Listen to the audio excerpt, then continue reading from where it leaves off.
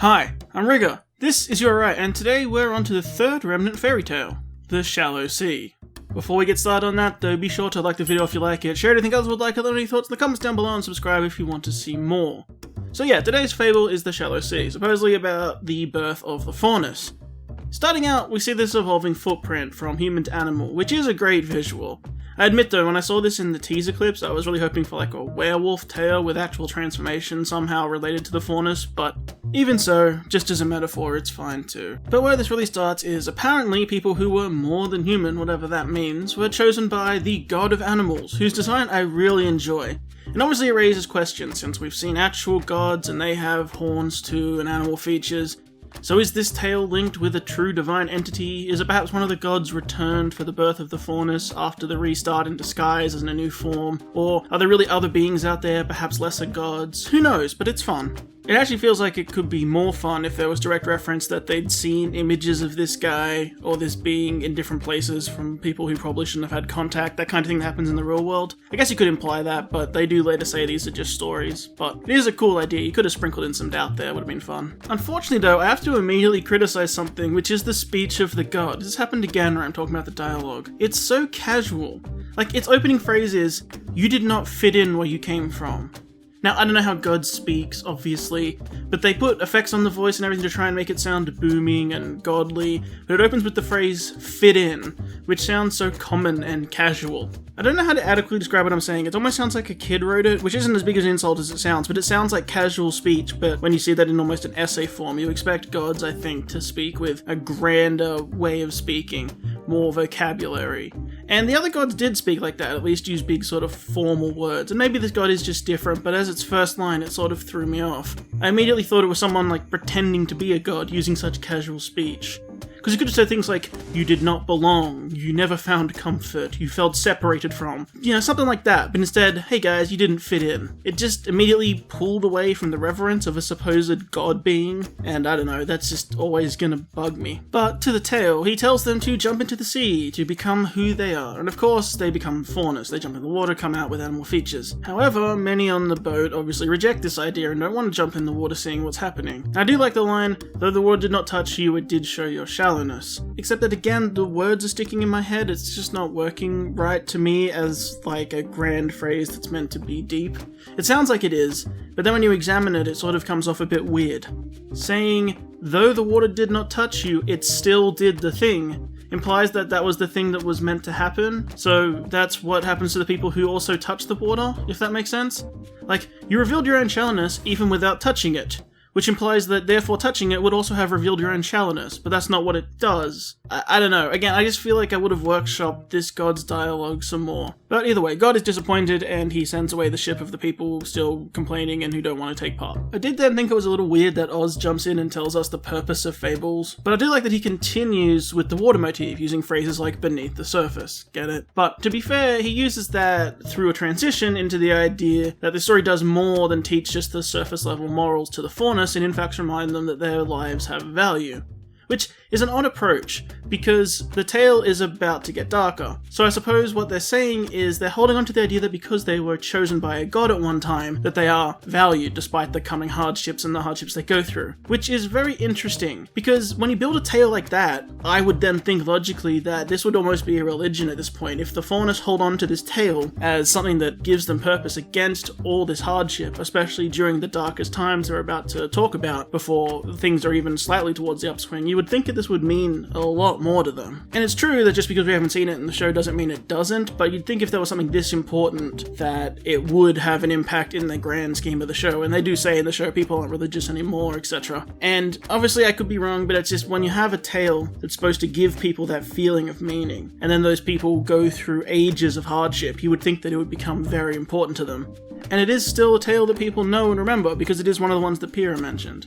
But anyway, I won't hang on that because it's not a huge point. It's just that it directly involves a deity too, so that also comes with it the idea of worship and whatever. But technically we now move into another tale, though related, telling of the same god of animals stepping in between an all-out war between humanity and the animals as a collective, which is quite interesting. Obviously it's a tale, though trying to imagine the animal kingdom assembling into a military force across all the breeds and all the species is quite interesting and funny. Like, I want to see that tale. I want to see the the Planet of the Apes, but it's all the animals getting together. But yeah, the same god steps in here to deal out very more obvious, simple wisdoms. They get the animal and human to say why they fight each other, and of course they say the exact same thing, because they don't know about the other one, they fear the other one, etc, etc. And he deals out that you should judge by action is his advice. I do think it's interesting how this tale draws a line between humans as a species and all other animals, and obviously the point of that is to create the middle ground, which is the Faunus. But that's just an interesting idea because it brings to mind the real world, thinking that all animals are the same but humans themselves are different.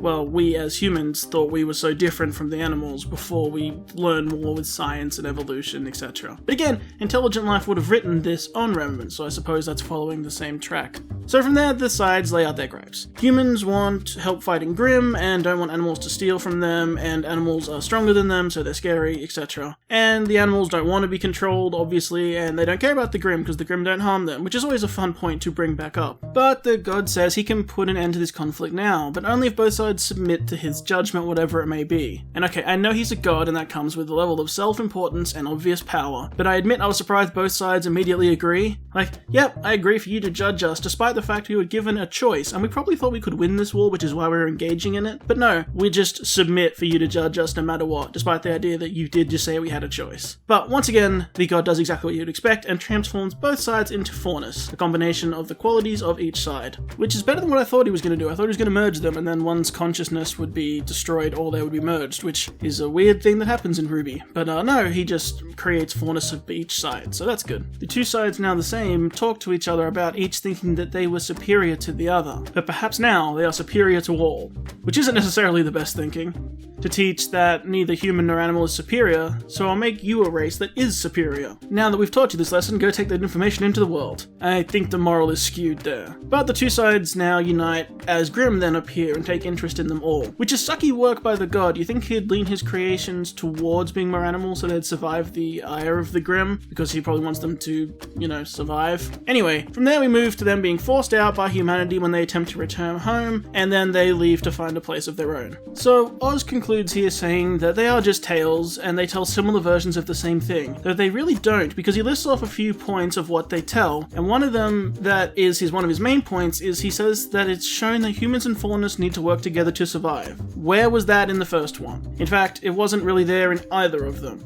You could maybe interpret that from the second one, but there was more humans and animals working together to survive. Though again, you could adapt the meaning to say the two sides need to work together. That never came up in the first story on the actual Shallow Sea.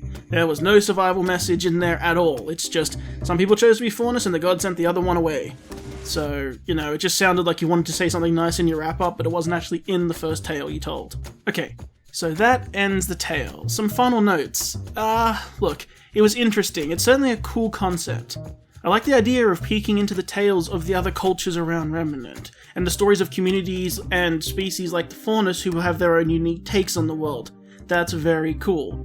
Like learning about other religions and other cultures' beliefs around the world even today. You can find a lot of interest in it, whether you believe it or not. It's just very cool to see how different people interpret perhaps the same thing. So us doing that for the Faunus is really cool, and they have this unique story. And obviously we have this character of the god of animals, which is a really terrible name for him, since his whole point is he is neither man nor animal, and he doesn't actually favor the animals. He just has animal traits, so I don't know. I have to say though, this really feels like the tales of a demigod who has power, but not overwhelming amounts of power, who travels around the world trying to create excuses to make his OCs he thinks are really cool. The last gods didn't do a really good job. Animals are cool and humans are cool, but mine's better. I can make them in the middle. It's way better, guys. So he tells this group of people that they're special to get them to elect to change so they don't rebel against it. He finds this human-animal conflict and offers a solution, which is another excuse for him to do it. Like, if you step back away from this being a tale made up to tell people to teach them lessons, it sounds less like this guy is working towards beliefs and goals and bettering things,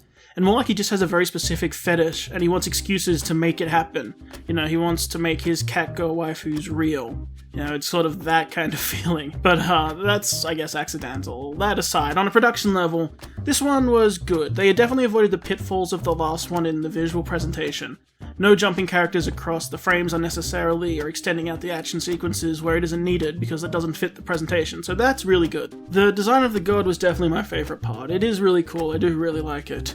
The voice acting is fine, though when the human and animal are talking over each other, saying the same lines, it was very, very clear that those were definitely recorded separately. I mean, we know that's how voice acting works anyway for the most part, but they're both on very different speeds. Now, they shouldn't be exactly in sync because that would feel really forced and unnatural and weird, but it feels like they needed some direction there, or one needed to be listening to the previous recording to match up with it a bit closer, because they seemed way off, and the two voice speeds definitely clashed sometimes in a way that made it confusing to listen to and just didn't sound great. Just for clarity, it needed some work on its timing, I really feel. But I think if there were two things that needed work here, it was the dialogue writing and keeping the themes consistent. Just the God of Animals dialogue really needed another pass to me. It really took me out of this is a god. Some of his wisdom seemed to clash, and some of the language he used really made him feel a lot less incredible, when he should be. And for the themes, I just mean that when you say in your wrap-up that each version of this tale held these consistent themes and ideas, but some of them were entirely non-existent in one of the tales, it feels either like you needed workshopping to get those lessons into all the stories, or that you need to think about what you're trying to say if these stories don't necessarily say it and what you want people to take away from it, rather than present it as being there when it really isn't. Some of the morals came off a little shaky too, like the Faunus declaring themselves superior was weird, especially before returning to the humans and calling them narrow-minded.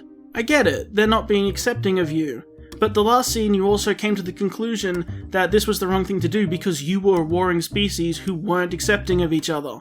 You were engaging in a war because you didn't understand each other, and each of you thought yourselves superior. Now you come up into this conflict with people who you can interpret how they're feeling because you used to feel that way, and you're not being understanding of them, even though they're definitely being harsh towards you, and obviously they're not being understanding of you, but they haven't been taught these lessons, and you just called yourself superior. And your conclusion is to then leave the situation, rather than work to implement the lessons you were supposedly just taught. The idea comes across as, well, you're now superior to them and they're clearly in the wrong, so they're beyond help when you leave.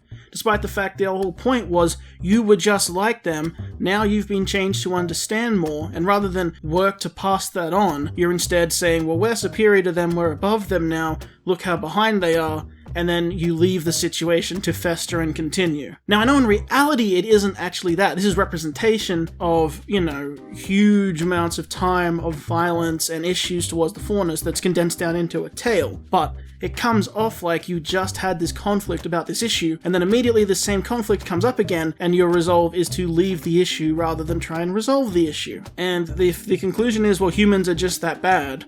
Well, you were humans, so is that saying that there was no helping you until a god stepped in and then we're all doomed and lost? Because that's how it comes off as if you read through the tale and think about how everything stacks up. Because it's just these people in the town who are representing all these things. Obviously it didn't happen like this, but these people in the town are scared of you because they don't understand you. Just like you were scared of the animals because you didn't understand them, just like animals were scared of the humans because they didn't understand them. You've now been shown that you can resolve your issues and you're much alike, but your resolution is the enlightened people simply believe that the others are beyond help and leave. As a story on its own, it's pretty shaky.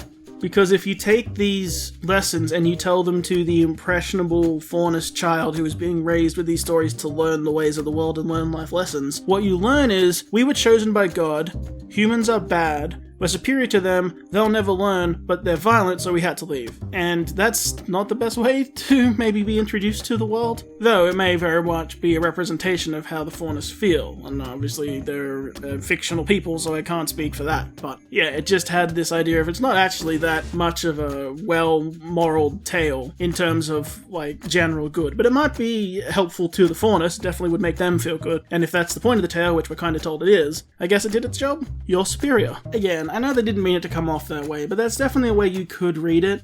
It feels, again, just like this whole thing needed just another draft or two, just to iron out some of these details, perhaps, some fresh eyes to come in and check what you've done and make sure you're not missing something, which is usually what happens when you release something to an audience. There'll be a take that you didn't see. Overall, though, this is definitely better than the last one, but not as good as the first. The Grimchild still works best for me, but the production was certainly back to being where it needed to be, and it seems like the dialogue is just going to be a reoccurring thing for me, which is maybe just that my personal ear doesn't click with the writer.